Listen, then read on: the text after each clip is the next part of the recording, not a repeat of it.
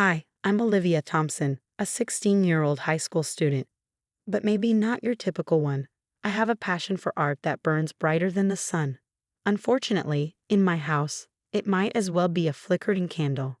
I live with my parents, Mark and Linda, and my adopted sister, Emma. She's 14 and the apple of their eye. Olivia, have you seen Emma's latest test scores? Mom's voice cuts through the silence as I sketch in the living room. I sighed and set down my pencil. No, Mom. How did she do?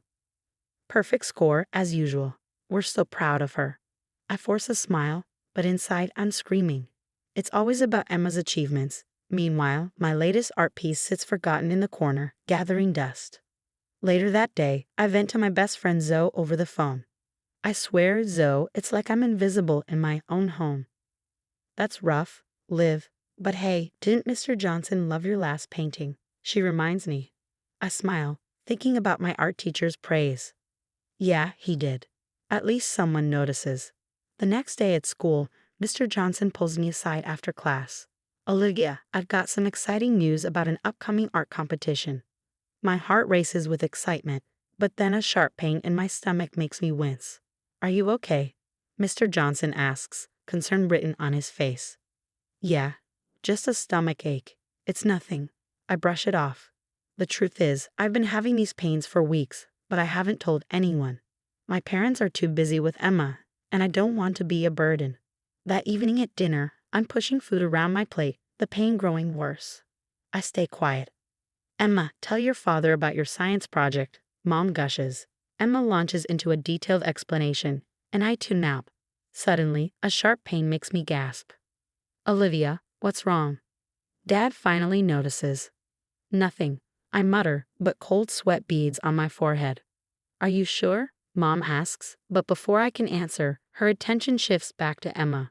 I excuse myself and head to my room, clutching my stomach.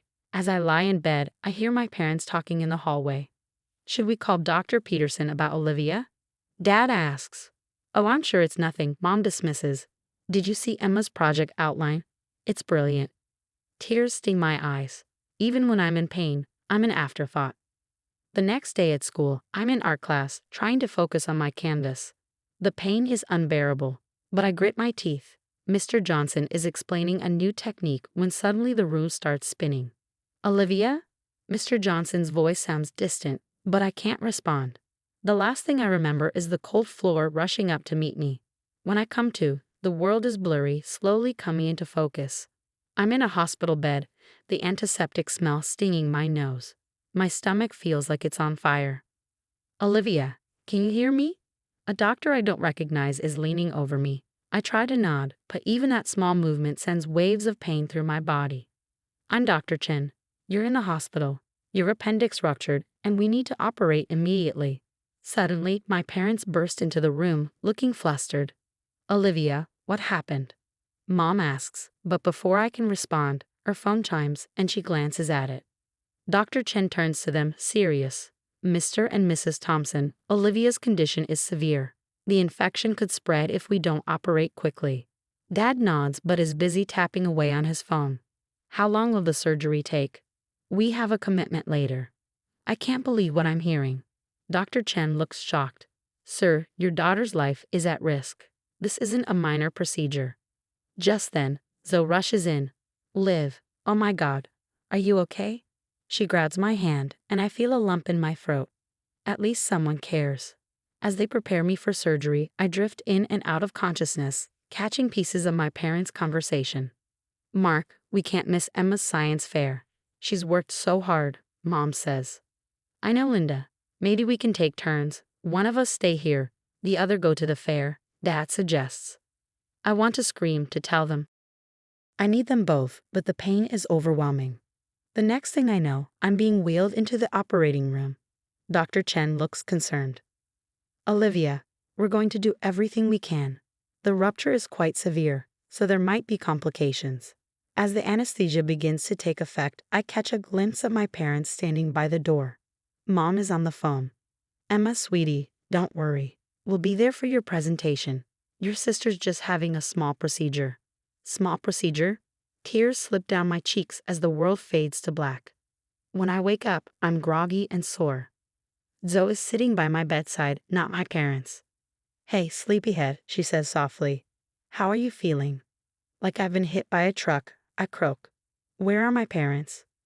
Zoe hesitates. They had to leave. Emma's science fair, remember.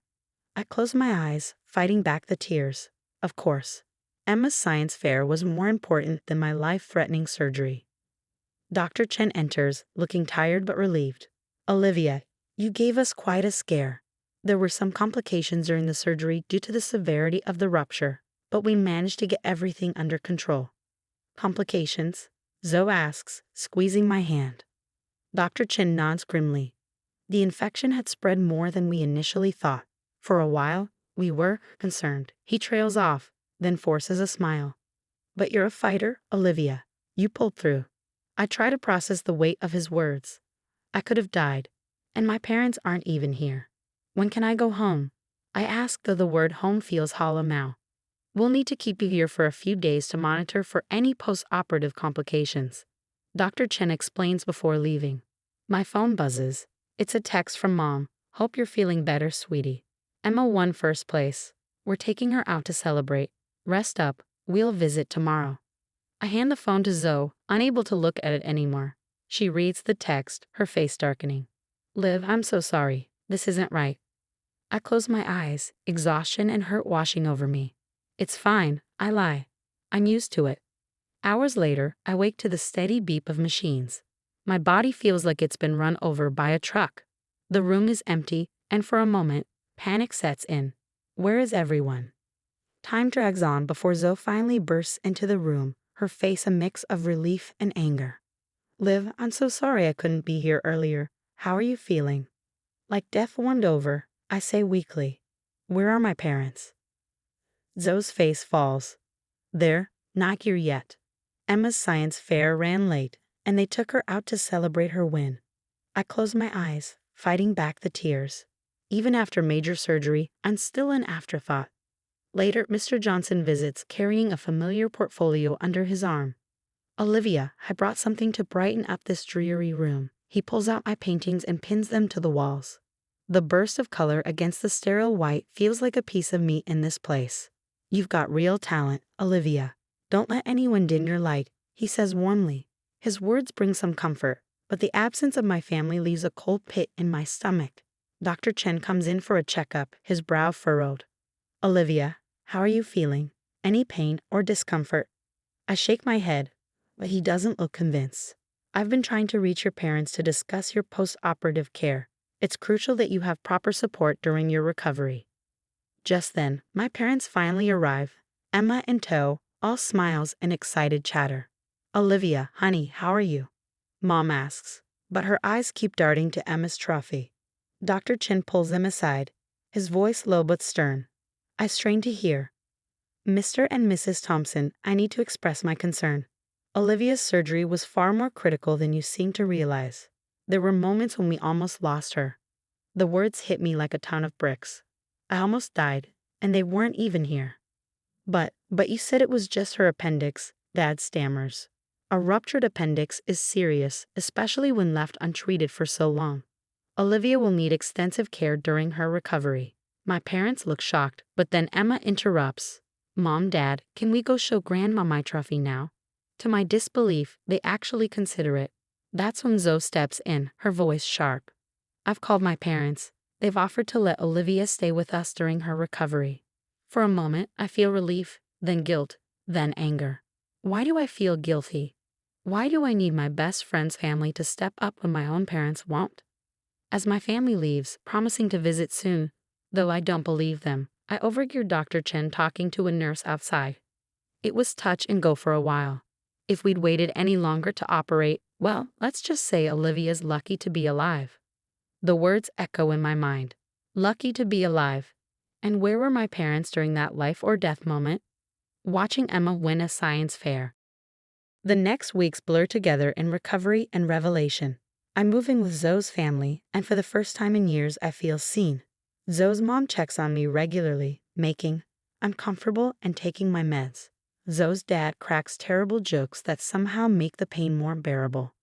"How's our young Picasso doing today?" he asks one morning, bringing me breakfast in bed. I smile, a genuine one this time. "Better, thanks. I can't thank you all enough for this." Zoe squeezes my hand. "That's what family does. Live, real family." Those words hit hard, but in a good way. Mr. Johnson visits often, bringing news that reignites my passion.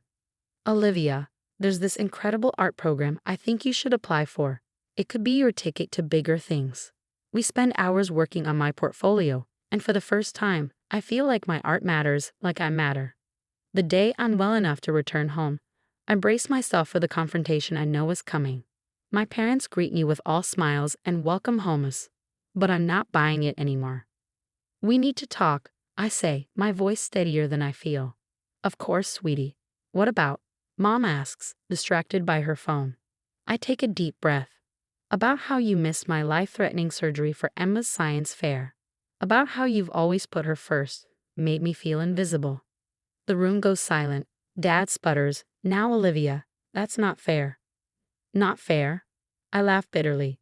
What's not fair is nearly dying alone in a hospital while my parents celebrate my sister's trophy.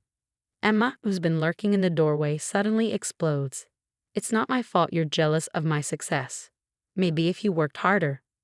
"Emma," Mom gasps, but I see it now, the golden child's true colors. I stand my ground. "I'm done being your afterthought. I'm staying with Zoe's family until I'm 18. Then I'm out of here for good." The aftermath is chaotic. Dr. Peterson, our family doctor who's known us for years, gets involved.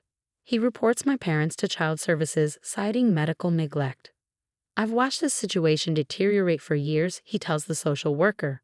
What happened during Olivia's surgery was the last straw. My emancipation case moves forward, supported by testimony from Dr. Chen, Mr. Johnson, and others who've witnessed my parents' neglect. Meanwhile, my art starts gaining attention. A piece I created during recovery, a stark emotional portrayal of isolation in a family, wins a local contest, leading to a scholarship opportunity at a prestigious art school. Mr. Johnson beams with pride when I tell him, "You're going places, Olivia. Your pain has become your power." As news of my parents' neglect spreads, their carefully crafted image crumbles. Dad's law firm puts him on leave pending an investigation, and Mom's social circle, once a source of bragging rights about Emma's achievements, turns its back on her. Emma, unused to not being the center of attention, lashes out, but her outbursts only serve to highlight the dysfunction that's been simmering beneath the surface all along. On my 18th birthday, I stand in front of my new apartment, keys in hand. Zoe, her parents, and Mr. Johnson surround me, ready to help me move in. "You did it, Liv," Zoe says, hugging me tight. "You reclaimed your life." I smile, knowing that the girl in that painting, the one trapped in a family that never saw her, isn't just an image anymore. She's me, and she's finally, truly alive.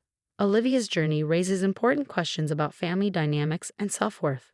What would you have done in her situation? Is cutting ties with neglectful family members ever justified, or should blood relations always be given another chance? Share your thoughts in the comments below.